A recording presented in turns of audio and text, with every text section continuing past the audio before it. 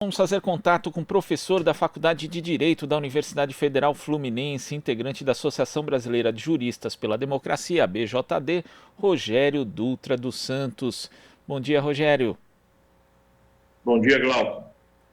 Rogério, ontem nós tivemos a participação do Procurador-Geral da República, Augusto Aras, numa live do grupo Prerrogativas, que reúne alguns dos principais criminalistas do país.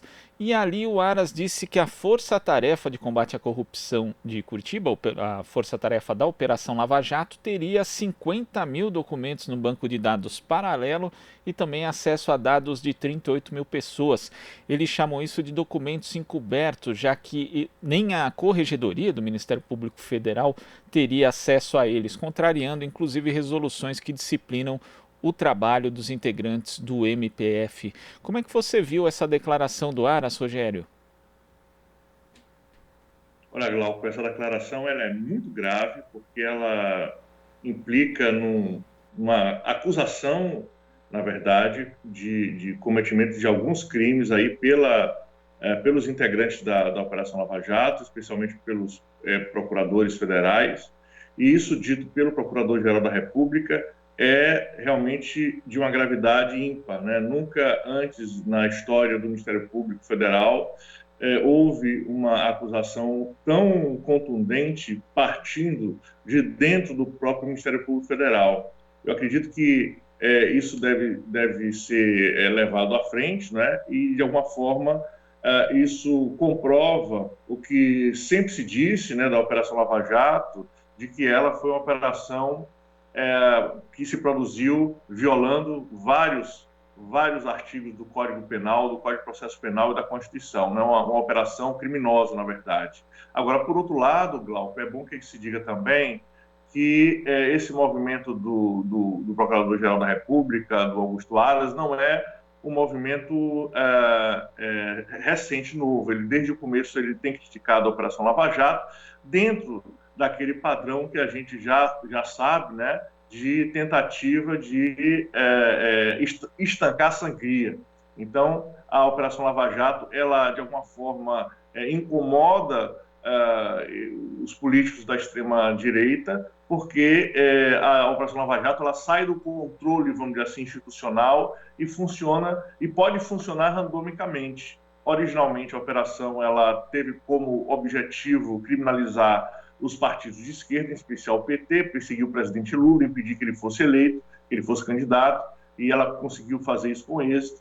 Mas agora a operação está meio que na berlinda, porque ela já cumpriu o seu papel e pode ser desbaratada a qualquer momento. Para que isso não aconteça, a operação, de alguma forma, tem ameaçado políticos de outras cepas ideológicas, de outros partidos que não o PT, e isso tem incomodado o Planalto. Então, o movimento do Aras, eu acho que pode ser compreendido como um movimento articulado com o Planalto, articulado com o presidente Bolsonaro, no sentido de estancar a sangria da Lava Jato para que ela não atinja políticos de outras perspectivas ideológicas e de outros partidos que não o PT. Então, chegou o momento aí de colocar um ponto final na Lava Jato, um ponto final que deveria ter sido posto desde o seu começo em 2014 pelas mais absurdas práticas processuais jamais vistas no Estado brasileiro. Né? Então, acredito que um movimento que, embora não tenha um fundamento, vamos dizer assim, republicano,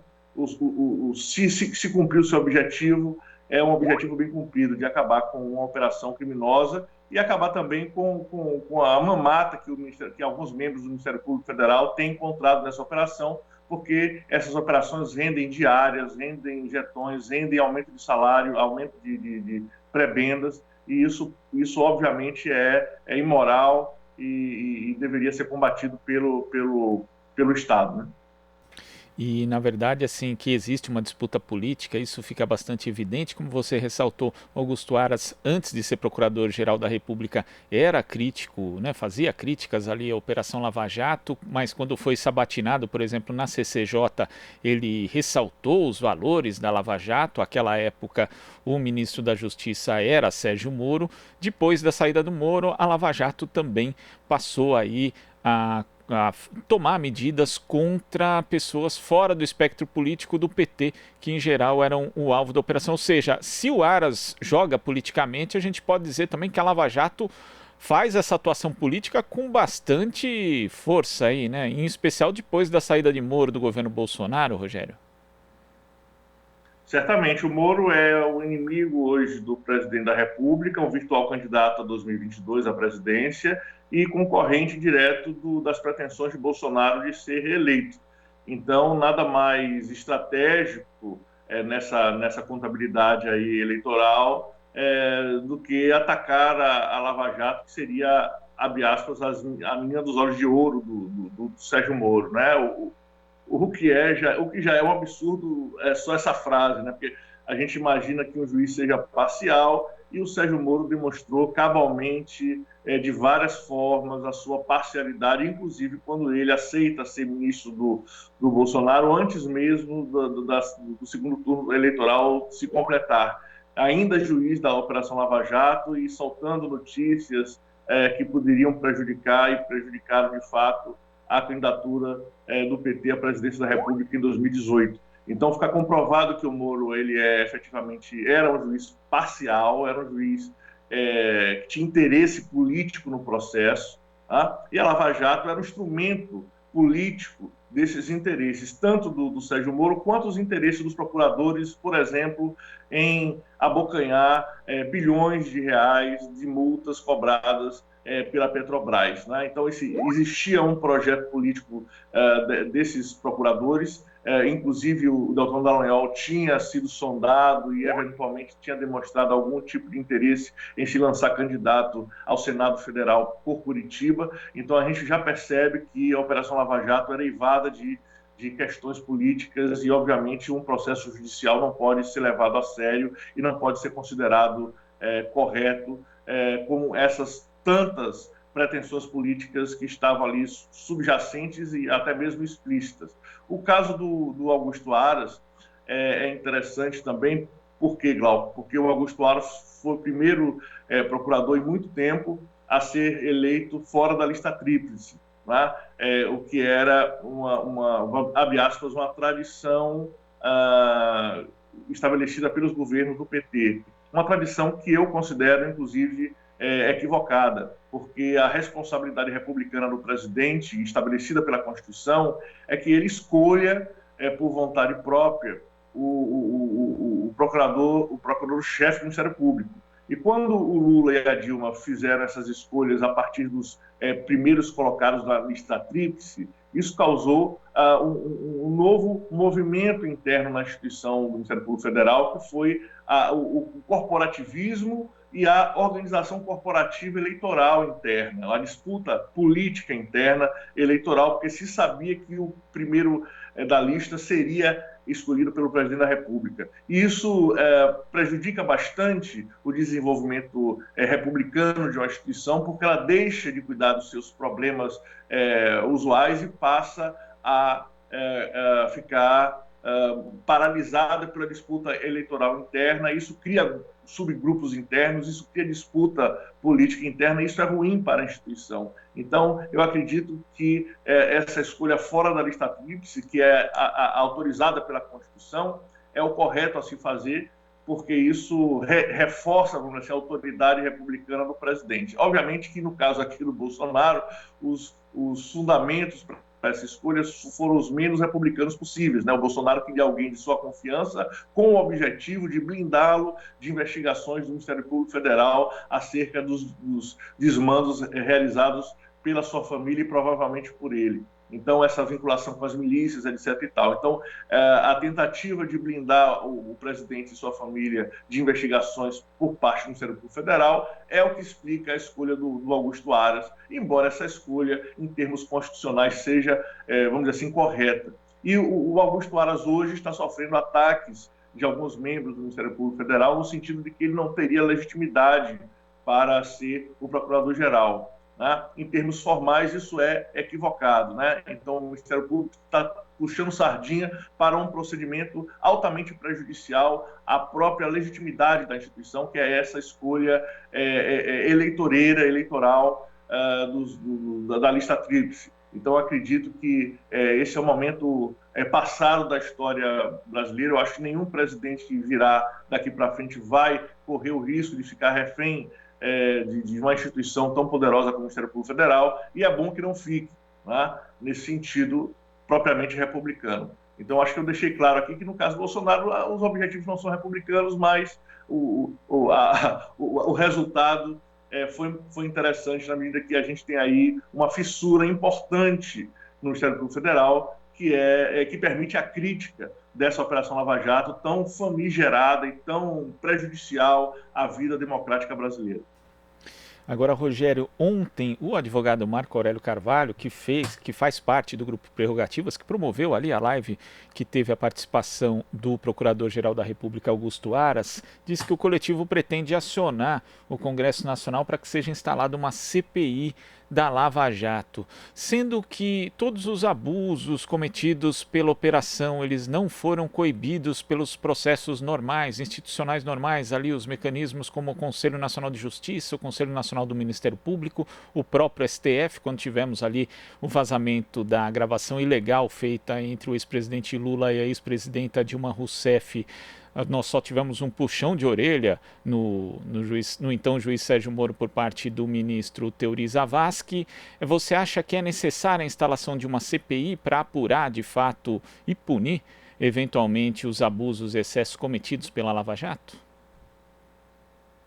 Com certeza, Glauco. Uma CPI ela permite que essa operação seja avaliada de forma isenta pelo Congresso Nacional, tá? E a investigação sobre essa operação ela é fundamental para que seja coibido esse tipo de abuso daqui para frente. Porque aquilo que o Augusto Aras falou na live com o Grupo Prerrogativas é real. Ou seja, existe a cultura do punitivismo. E o que é a cultura do punitivismo? Não é a aplicação fria da lei como deve ser realizada pelo Ministério Público Federal. É a perseguição de pessoas, é a criminalização de indivíduos a partir de uma perspectiva, de um imaginário desses procuradores, que é de que o direito penal resolve tudo, resolve todos os problemas sociais. Então, o direito penal passa a ser usado como uma panaceia geral, como uma espécie de resolutor de todos os problemas.